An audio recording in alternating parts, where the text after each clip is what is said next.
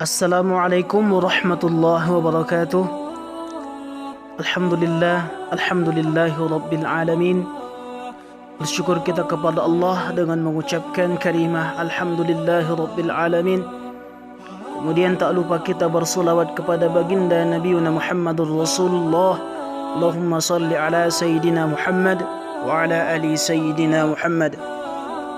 Baik, saya Rizky Fauji Hasibuan dengan NIM 431959 akan menjelaskan sedikit pemahaman saya dalam makalah kelompok 5 tentang pengertian etika dalam komunikasi Al-Quran.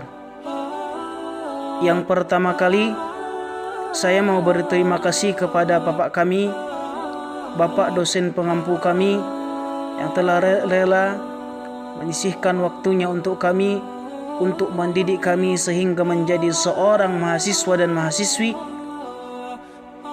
yang pintar dalam berbicara, akan tetapi tidak lupa untuk beradab dan berakhlakul karimah. Baik, yang pertama kali, sebelum kita mengetahui apa itu komunikasi dalam Al-Quran, apa itu etika dalam komunikasi dalam Al-Quran secara istilahnya, maka yang perlu kita ketahui yang pertama kali yakni secara bahasanya. Yang pertama, pengertian etika. Pada dasarnya etika berasal dari bahasa Yunani yakni ethos, yang dalam bentuk tunggal mempunyai banyak arti. Di antaranya tempat tinggal yang biasa, padang rumput, adat watak, perasaan, sikap, dan cara berpikir. Kemudian dalam bentuk jamak mengandung makna yakni adat kebiasaan. Kemudian yang perlu kita pahami kedua ialah tentang pengertian komunikasi. Pada mulanya, komunikasi adalah suatu proses penyampaian informasi, baik itu pesan, ide, gagasan dari satu pihak kepada pihak yang lain. Nah, setelah kita mengetahui apa tadi etika, kemudian apa itu yang dinamakan dengan komunikasi, maka kita perlu mengetahui kembali secara garis besar apa sebenarnya etika komunikasi dalam Al-Quran. Untuk menjawab hal tersebut, Allah Subhanahu wa taala berfirman dalam Al-Quran, A'udzu billahi minasyaitonir rajim. Bismillahirrahmanirrahim. Ya ayyuhalladzina amanu inna khalaqnakum min dzakari wa unsa wa ja'alnakum syu'uban wa qabaila lita'arafu. Wahai orang-orang yang beriman, kata Allah Subhanahu wa taala, sesungguhnya aku ciptakan kalian beragam-ragam suku, bangsa, bahasa, adat istiadat dan kebiasaan lainnya kecuali untuk saling mengenal.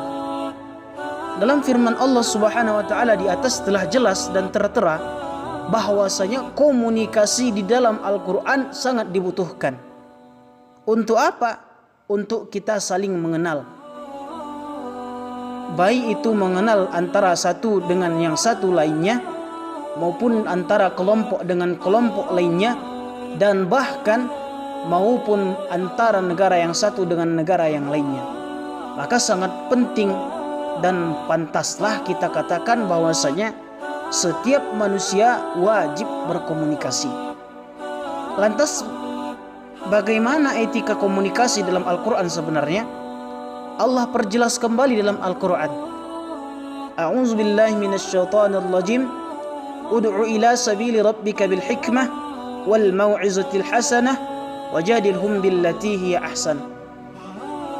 Kata Allah, ketika kita memberikan sebuah pesan kepada orang lain, ketika kita melakukan sebuah media dakwah kepada orang lain, maka kita memberikan hal tersebut dengan cara yang baik.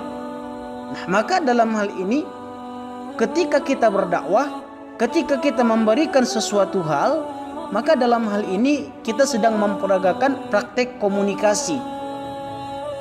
Akan tetapi komunikasi yang ditegaskan dalam Al-Quran bukan dengan komunikasi yang amburadul, tidak.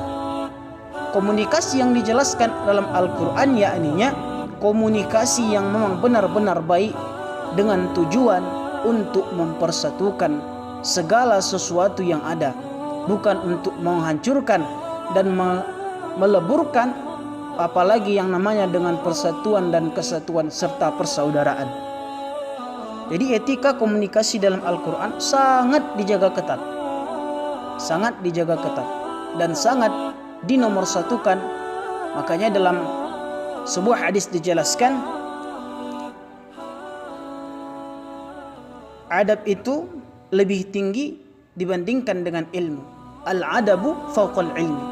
Adab itu lebih tinggi dibandingkan dengan ilmu. Mungkin komunikasi atau etika komunikasi dalam Al-Quran ini memang sangat penting untuk kita kerjakan, kemudian sangat penting untuk kita pelajari agar nantinya kita tidak salah dalam melakukan sebuah mediasi ataupun sebuah komunikasi kepada orang lain. Mungkin itu saja yang bisa saya sampaikan. Wassalamualaikum warahmatullahi wabarakatuh.